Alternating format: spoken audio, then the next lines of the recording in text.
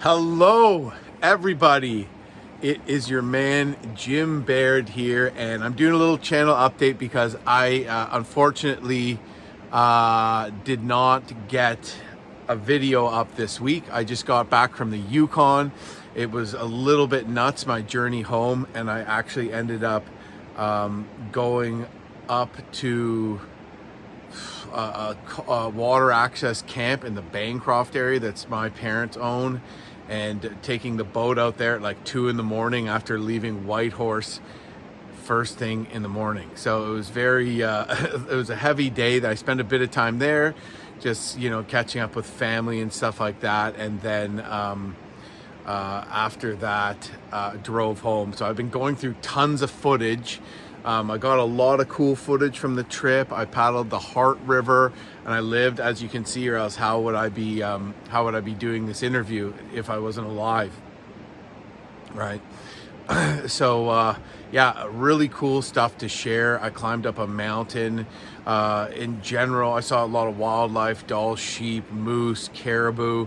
Caught a ton of Arctic grayling, did some fly fishing, and in general, the Heart is not as crazy and terrifying as the Bonnet Plume. I had a bit more time, so I was able to film it better.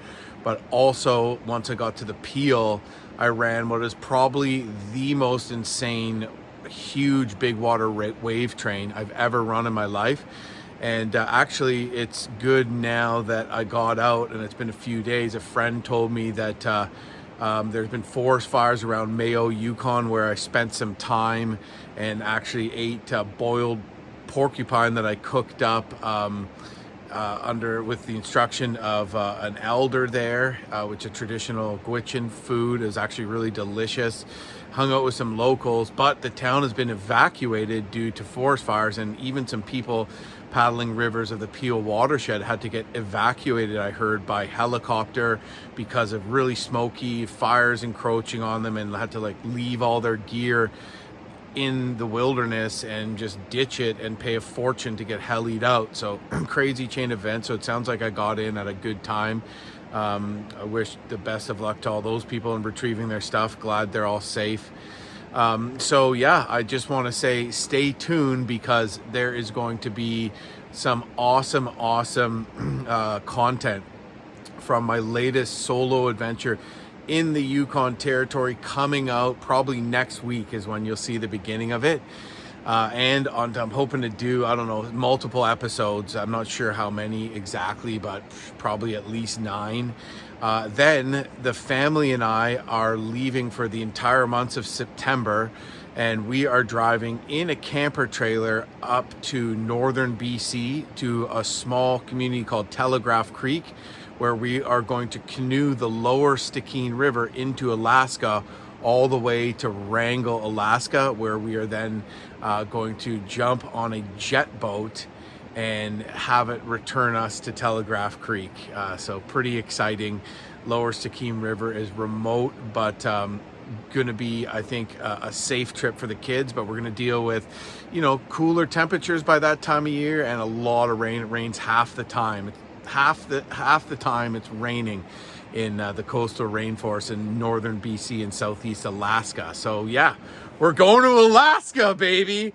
Woo! So that's the next trip for September.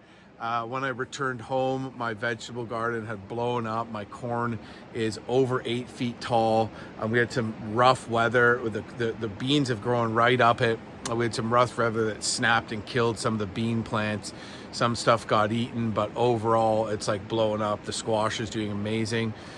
So that's super exciting. I might take you out and do a little tour of that quickly. But yeah, that's the next thing. So expect the Yukon series. Expect another series coming out of an epic northern BC and Alaskan canoe trip. And then expect to see a full documentary covering my entire career of intense wilderness tripping as well.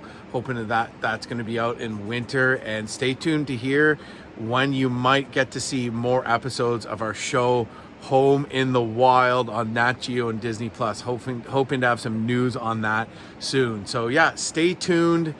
Awesome content coming up. Sorry I couldn't get a bigger video out this week, and I'm just going to run you out front and show you my garden, because I don't want to actually have to edit this video. So if I press stop, that means I'm gonna have to go take another shot and like import it and do all this like editing stuff. So I'm just gonna walk you right through the house. There's Tori, what a babe. There's Wesley just chilling. Huddy is sleeping. And yeah, this is just gonna be a raw look at the garden. It was actually hotter in the Yukon. Oh, Huddy got a trampoline.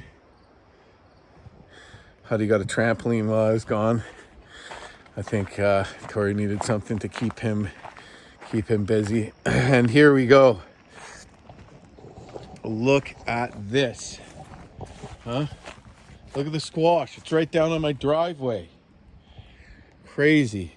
Goes all the way up to there. And look at the corn. It is like 1,000 feet tall. I don't know if you can see that, but that is just my three sisters' garden. So we're gonna have a ton of stuff. I don't know if you can see, but the beans have grown right up to the tops of those corn plants, and it has just exploded. Look at the squash, man. Pumpkins over there. Over there. It's kind of hard to do this reverse with this thing, but super exciting. You can see the beans growing right up to the top of that corn plant, right up there. Two different kinds of corn. You can see some with the red.